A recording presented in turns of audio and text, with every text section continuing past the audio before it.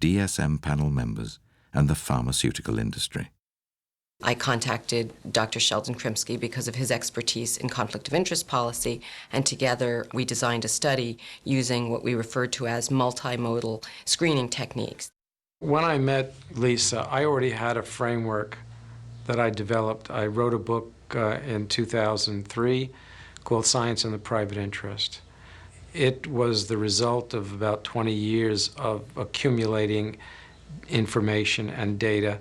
So I already had a fairly good understanding of how the pharmaceutical industry works. And it is a vertically integrated industry. I mean, they do it all. They pay for most of the research studies that they do. They pay for, through their advertising, for most of the journals that have anything to do with drugs. They pay for most of the continuing education of doctors. They market directly to consumers. They lobby state agencies who set formularies, drug formularies. There's practically nothing that they're not involved in that has, something to do with drugs. Merck, where patients come first. So I immediately understood the power of such a study, because if you can show some relationship between the people who set the criteria and the companies that are waiting on the sidelines to make money from those criteria, then I think people will understand the impact of this.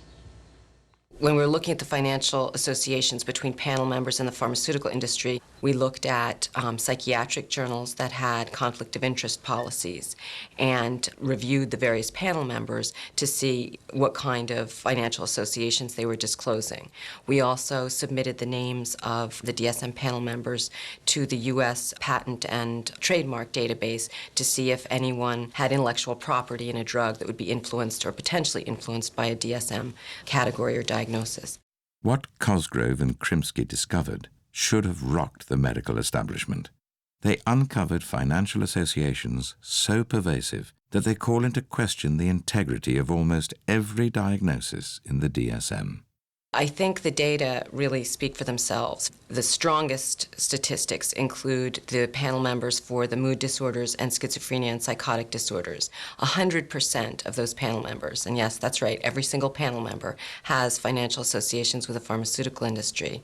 And if you look at it in terms of the sheer amount of money, the antidepressant market and the antipsychotic markets are the fourth and fifth leading therapy classes of drugs, with annual sales of $20 billion and $14 billion, respectively, in 2004.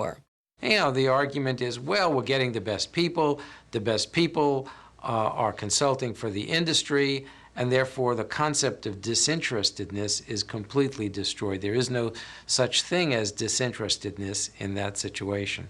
And it's a self-fulfilling prophecy. If you set up the system so that you permit people with conflictual relationships to be on committees whose decisions will have financial impacts on an industry, then the whole thing is running on its own cycle of self-interest. The problem is that they could leverage their prestigious position on the DSM into very lucrative consulting contracts and really influence prescribing habits. It seems like a fundamentally immoral thing to do. It just smells like rotten fish. So there are 170 DSM panel members. That's the total inclusive of all the working groups. Of those 170 panel members, 56% had at least one financial association with a pharmaceutical company. In 2003, a 2- to 3-fold increase in psychiatric drug use among children and teens was reported in medical journals.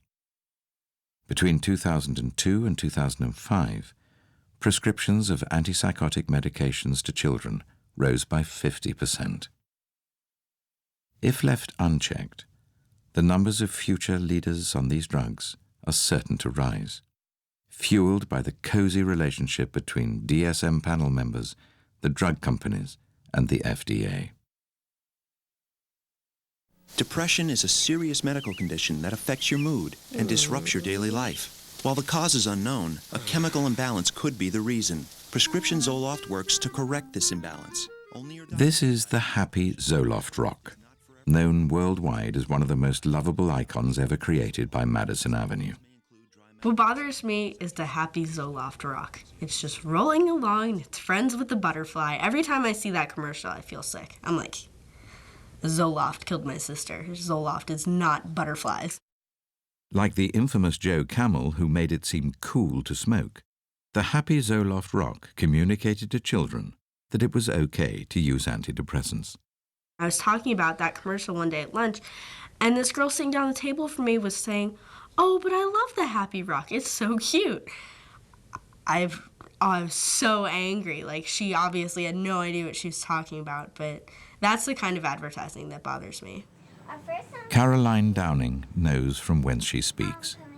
She was 14 when she lost her sister Candace to Zoloft. What was it like growing up with Candace?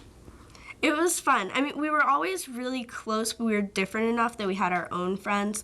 I was always really protective of her. Like, I'm not a mean person. I don't yell at people, but if someone was hurting Candace in any way, I would tell them flat out that they could not do that. We fought about normal sister stuff. She stole my makeup, and I'd get on the computer when she called it. But we really got along. We were really close. By all accounts, Candace was a funny, intelligent, gifted and vibrant child. Her Achilles heel, it seems, was an innate fear of taking exams at school. She'd get anxious about things like school. If she was studying for a test and she couldn't remember an answer, she'd get really frustrated. It was this test anxiety that led Candace's doctor to recommend Zoloft. We did follow through with a psychiatrist, and he wanted to put her on Zoloft, and I was really opposed, but he said it's a very small dose and let's try it. What ended up happening to her was that she ended up hanging herself within 24 hours of having seen the psychiatrist that said she was great. But love is such an awful thing to lose. The news of Candace's death was tragic enough. Yet as Matthew and Andy Downing began to investigate their daughter's suicide, the trail led right to the doorstep of the FDA, specifically to the FDA's team leader for psychiatric drug products, Dr. Tom Loughran. Ironically, I know this man. I've known him for quite a while because both of his daughters attended school with my daughters. Matthew has never spoken on camera about the FDA's Tom Loughran. His younger daughter had attended class with Candace for 8 years, and his older daughter had actually graduated with my daughter from the same school. My daughter spent the night at his house, his daughter spent the night at my house.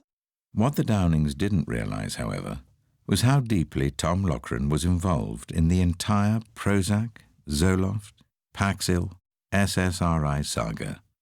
They didn't know about the secret Eli Lilly memos or his role at the 1991 Prozac hearings.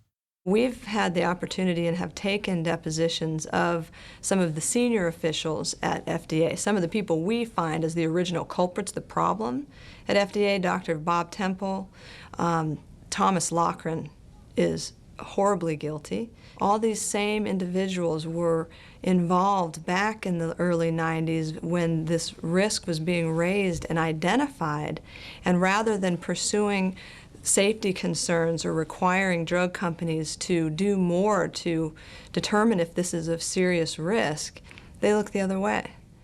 There was a memo saying if Zoloft was to be approved, it was with controversy and risk, that they already had case studies of children that had died while on Zoloft.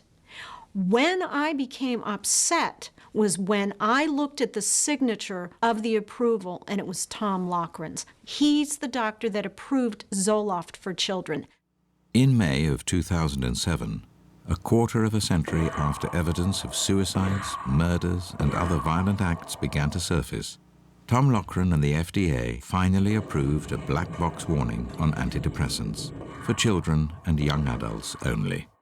They were forced to do so after it became known that nearly 2,000 children and teens committed suicide in 1 year